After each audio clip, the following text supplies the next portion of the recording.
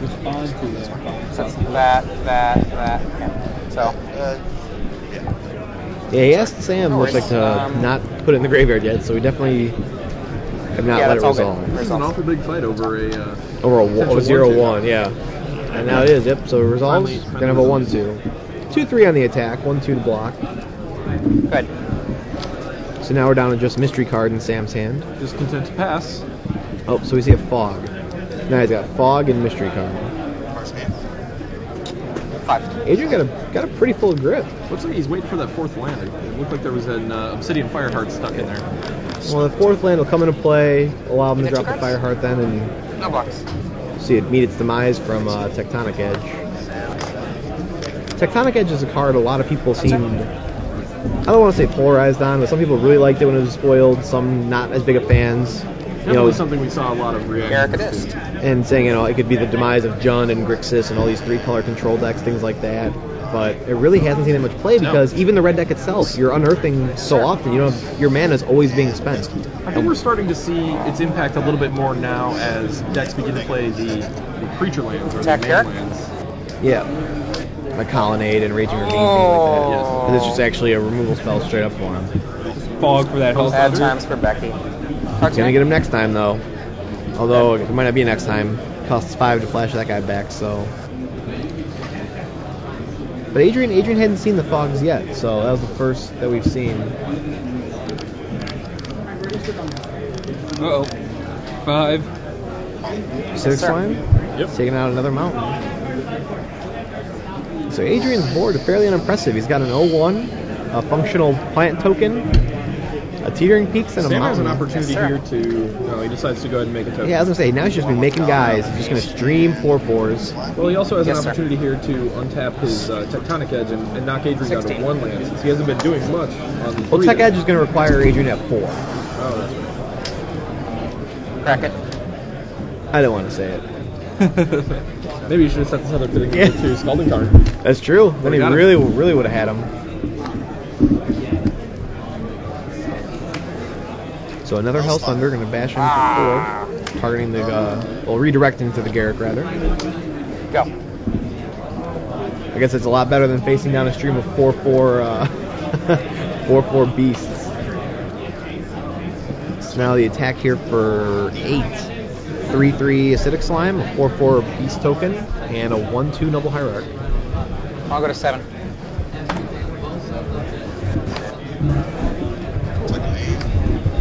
Yes, sir.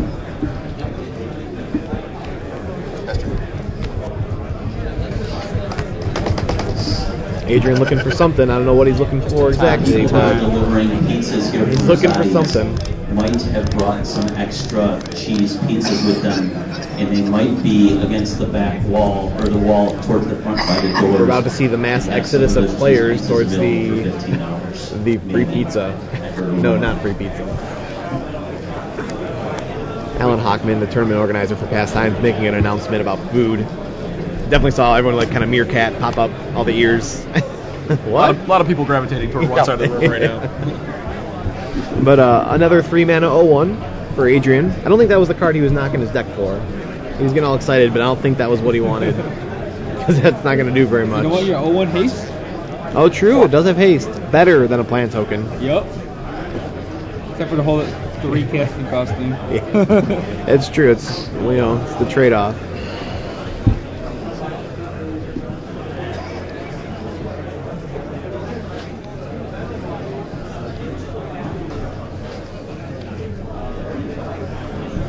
Sam gonna attack again for 8. The freshly cast Adrian's gonna have to Spark block Mage will now block for your sure. beast. No, the block. Yeah, it looks like he's gonna throw a Spark Mage in front of the 4/4 token. Take 4, 3 from the slime, 1 from the Hierarch. Adrian should be at 3, I believe.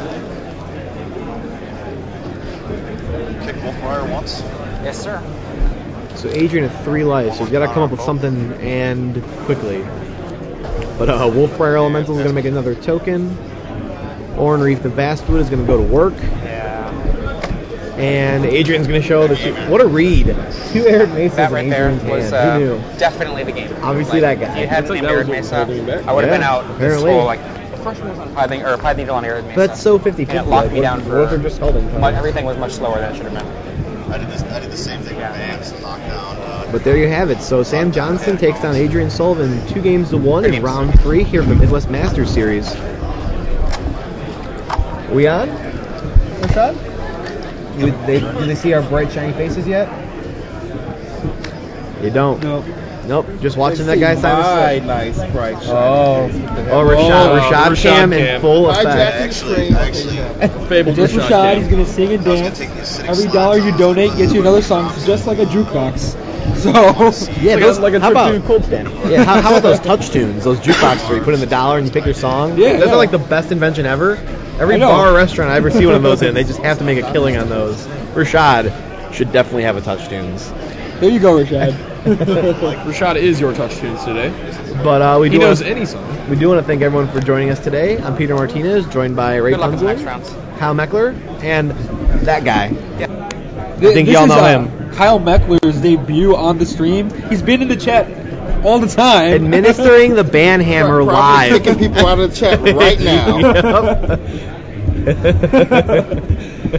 But today we have 286 players for the Midwest Masters Series, 9 rounds of action. We're playing for some money and, of course, a free Gen Con badges, which gets you into the, if you're top 8, you get into the just big tournament at Gen Con. Just an unbelievable event. Unbelievable value if you've ever been. the year of the Independent Tournament Series. So definitely not just the Pro Tour for all you guys at home. Definitely get out, look up your local tournament organizers. This event being brought to you by Pastimes, just outside of Chicago in the northwest suburbs, allowing us to bring you live coverage here of this event. So 268, 86, 200, upper 200s. Yeah. People making the trip today. definitely not the 400 for 10 rounds, which No. maybe our viewers are disappointed, but it means I can do more work today. I can be here a little. It's I funny can get though. more bang for my buck, I guess. I was talking to a lot of local players, and the thing they were talking about most was, I want a top 8 for the Gen Con badge. They didn't care about the money as much. They're just like, I want the Gen Con badge. After that, everything else is a bonus. And actually, if you're interested in going to Gen Con, I'd almost get your hotel now. I've gone there, years past. I've worked for Pastimes as a judge there. I've gone there for the PTQs, things like that, and it's always funny to try to book a hotel because they're always like, oh, well, it's Sci-Fi Week. There ain't going to be a hotel. And then everywhere you go, sorry for everyone listening in Indiana, that was horrible. But all the hotels just fill up so far at a time. You can go miles away. You can go all the way down by the airport, and the hotels are just full. You can stay downtown in Circle City. The hotels are full. And it's really nice. You got all the skyways. It's awesome. But it's so hard to get a place to crash because it fills tons of exhibit halls. For those of you that know the Colts, the NFL team, they play in that big dome. There's an entire convention center. Well, now they move stadiums, but there's a whole convention center, and they fill I think 12 exhibit halls full of vendors and tournaments and every conceivable card game, trading card, collectible, miniatures. 4 it's a good days time. of if you just wanted Magic for 4 days, there's lots of Magic tournaments for 4 days. Yeah, you could just Magic and never leave one exhibit hall and you would never be satiated. There's everything you could think of. You would never. It's Literally impossible to see 24 hours a everything. game. The Legacy Championships, the Vintage Championships, PBQs, everything. I'm sure this year there'll be M11 drafts. That'll be right on the horizon about that time. Yep. But if you don't, there's Dungeons and Dragons. There's other Hasbro Wizards games. There's other non-Wizards games. There's Board gaming. everything. It's a really good time. But that's just one of the perks here for the Midwest Masters Series. Not only do you get a badge for that, you get to play in an exclusive invitation-only tournament where you basically qualify here at these stops. Kibler promoting his game in the chat over there. Yeah. Come by Gen Con, check out Ascension. I was disappointed I wasn't able to make it out to Houston because of the Easter weekend, but I really wanted to check out that game. So I guess what do we need to be here for? Let's let Brian plug things in the chat room. We'll just take a break. Turn it over to him. We'll be back. We'll Skype him in real quick and get his face on there. But we want to thank Brian and everybody for joining us. We got about 10 minutes to go in round 3. We just saw Adrian Sullivan and Sam Johnston, with Sam beating Adrian 2-1. And I don't know. The hall is definitely active. It's still that point of the tournament. Everyone's still playing. Not many people have dropped yet. No side events. Nothing crazy. When the extended tournament fires, we won't be bringing you live coverage of that event, but we'll be able to give you updates as it progresses. Let you know if anyone notable is playing in that. basically you can utilize this tournament for a tune-up for tomorrow's PTQ, which, as we said, is the last PTQ of the season. After tomorrow, no more going to San Juan unless you're flying there and trying